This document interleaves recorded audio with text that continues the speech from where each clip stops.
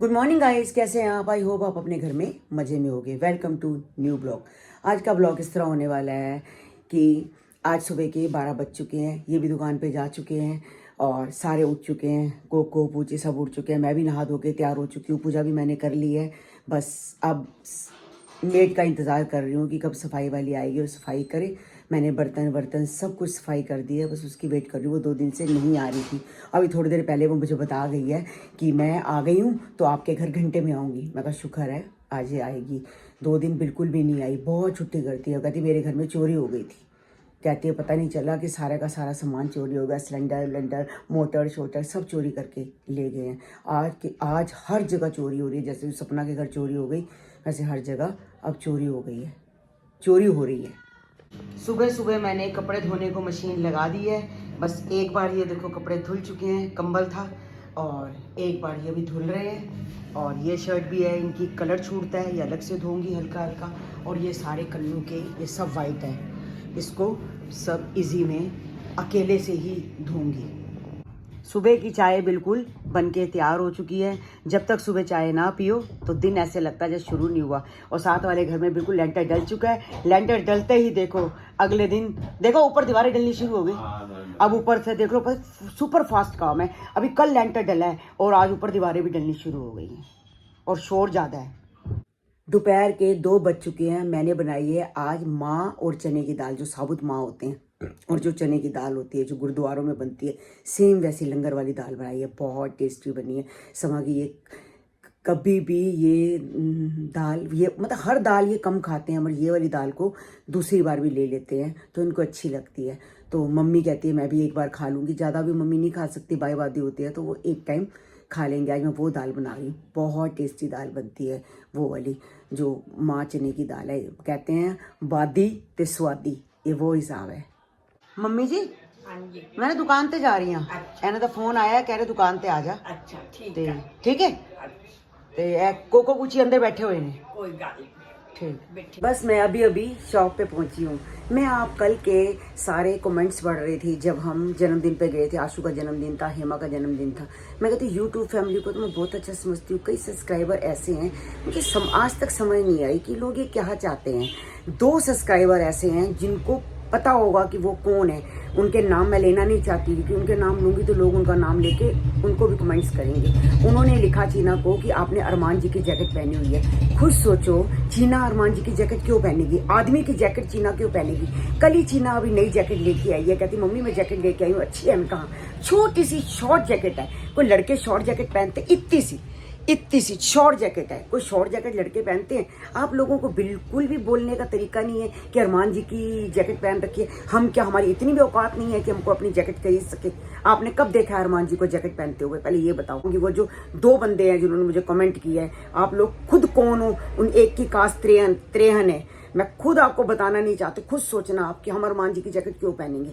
बच्चे को कितना फील होता है, कभी आपने सोचा है? एक बच्चा पहले खरीद के लाए जैकेट, उसमें पैसे लगाए, पहली बार जैकेट लाए, कोई तारीफ नहीं, कोई कुछ नहीं, अच्छी लग रही है बुरी लग रही है, उसके बाद कह दो जी अरमान जी की ये पहनती है। कहते माँ तो पायल और गोलू के कपड़े पहनती हूँ तो पहनती हूँ, क्या हो गया?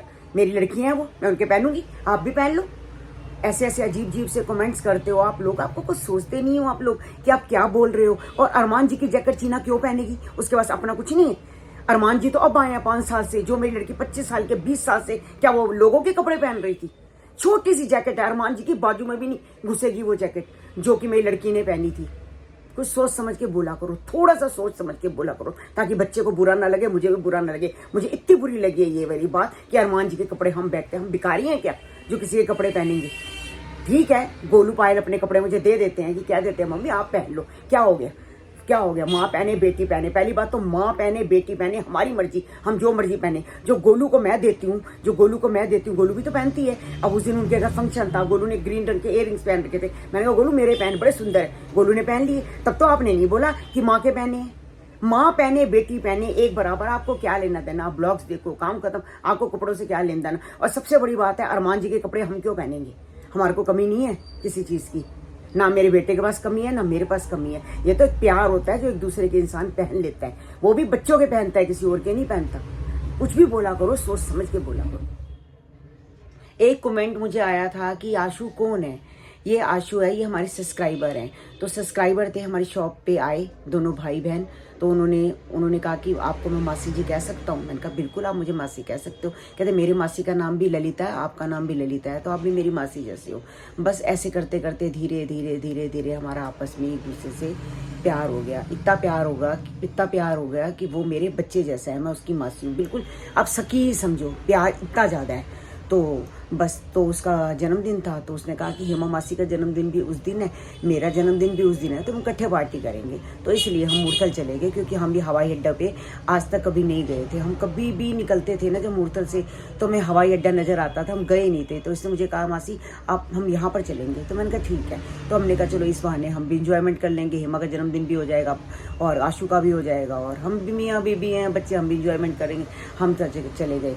तो लोगों ने मुझे कमेंट करके ये बोला हुआ था कि आपने अपनी बहन को तो शॉल दी है और आशु को ब्रांडेड कपड़े दिए हैं। अरे वो तो मेरी बहन है, मैं अपनी बहन को तो बहुत कुछ देते लेते रहते हैं। हम एक दूसरे के साथ, एक दूसरे को तो हम बहुत कुछ देते रहते हैं। तो उसको अच्छा देना मेरे को बनता था। हम दोनों बिल्कुल घर के पास रहती हैं। मोस्टली वो मेरी शॉप पे आ जाती है, ये मैं उसकी शॉप पे चली जाती हूँ। और सबसे बड़ी बात है कि खाने का आदान प्रदान भी होता रहता है। अगर उसने कभी साग बनाया, कभी कड़ी बनाया, दीदी आपको भेज दूँ, मैं कहा बिल्कुल भेज दे। तो कभी पूजा या काकू कोई भी आता है या उनके हस्बैंड आते हैं, मेरी शॉप पे दे के चले जाते हैं। तो हम लोग एक दूसरे का खाना वाना, अब ये चीज़ें सारी देखो 24 घंटे में 10 मिनट सिर्फ आपको ब्लॉग दिखाना होता है, सारा कुछ नहीं बता सकते। मेरे को हेमा ने साग दिया, मुझे हेमा ने कड़ी दी, ठीक है, हमारी हम बहन भाई आपस को एक दूसरे को बहुत लेन देन होता है। बच्चे का जन्मदिन था, आप खुद सोचो, जो बच्चा मेरे से इतना कुछ करता है, इतना प्यार करता है। देखो मेरे इनको घड़ी भी दे के गया, मेरा परफ्यूम टूट गया था, मुझे दोबारा परफ्यूम दे के गया कि मासी आपका परफ्यूम गोलू के घर टूट गया था, आप ले लो। वो आप भी तो रख सकता था ना, मुझसे दोनों मुझे दे दिए। तो वो बच्चा मुझे इतना प्यार करता है, तो मैं उसको क्यों ना अच्छी चीज़ दूँ। और वैसी बात भी, गिफ्ट कभी भी किसी को दो अच्छा देना चाहिए। बात ब्रांडेड की नहीं होती है, ये है कि गिफ्ट दो कभी भी अच्छा दो। इसलिए मेरा दिल कर रहा था, मैंने उसको दे दिया। मैं बार बार उसको दूंगी, मुझसे नहीं लेगा। तो मुझे लगा कि एक बार जो चीज़ दो अच्छी दे दो। हेमा का क्या है, हेमा को आज गिफ्ट दे दूं, कल दे दूं, परसों दे दूं, मैं उसके घर जो मर्जी ले जाऊं। अब उस दिन मैं उसके घर गई, मैं डोकला लेके उसके घर चली गई, मैं अपने लेके आई थी, ले हेमा तेरे लिए भी ले आई। हम तो बहनें हैं, हम आपस में एक दूसरे के साथ बहुत करती हैं। हम चारों बहनों का बहुत प्यार है। और आप लोगों के जो कमेंट्स देखती हूँ ना, अच्छा नहीं लगता कि बहन को ये दे दिया, उसको वो दे दिया। अरे वो सकी मेरी रियल बहन है। आप सोचो, वो मेरे से छोटी है, मैं तो उसको बार बार दूंगी, उससे लेती हुई अच्छी नहीं लगती, उसको देती ही अच्छी लगती हूँ। मेरे से सब छोटे हैं, मैं सबको ही देना पसंद करती हूँ, देते भी हैं लेते भी हैं। ये तो घर घर की कहानी है, आप इस बातों को छोड़ो और ये चीज़ें मत लिखा करो कि इसको ये दिया उसको वो दिया। जो जिसको दिल करता है। और पीछे से किसी ने कमेंट भी किया हुआ था, दोनों रियल बहनें हैं, वो तो कुछ भी एक दूसरे को कुछ भी देती लेती होगी, आपको क्या लेना देना। और लोग बहुत ज़्यादा, पता नहीं, एक दो लोग हैं जो ऐसे लिखते हैं। आगे से ऐसे मत लिखा करो, आप ऐसा कुछ भी मत लिखो जो हमारा दिल दुखे।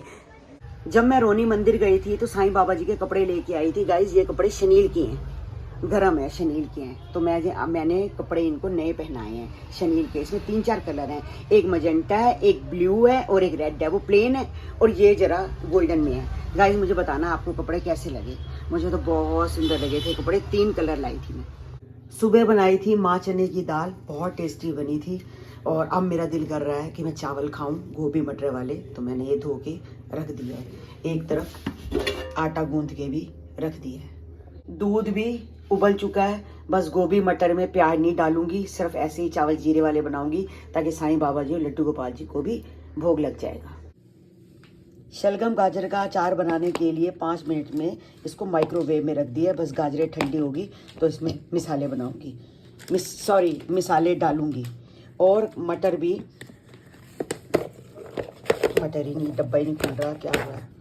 मटर भी छील के रख दिए हैं। ये किलो मटर थे, बड़ी मुश्किल से मैंने कूची से छुपा के मटर छीले हैं, फिर भी उसने अपना दाव लगा लिया है। काफ़ी मटर उसने खा लिए हैं। मटर बिल्कुल नहीं छीलने देती है। मेरा दिल है कि किसी और को बोलो कि मटर छील के मुझे दे दो, बिल्कुल पूछी मटर छीलने नहीं देती।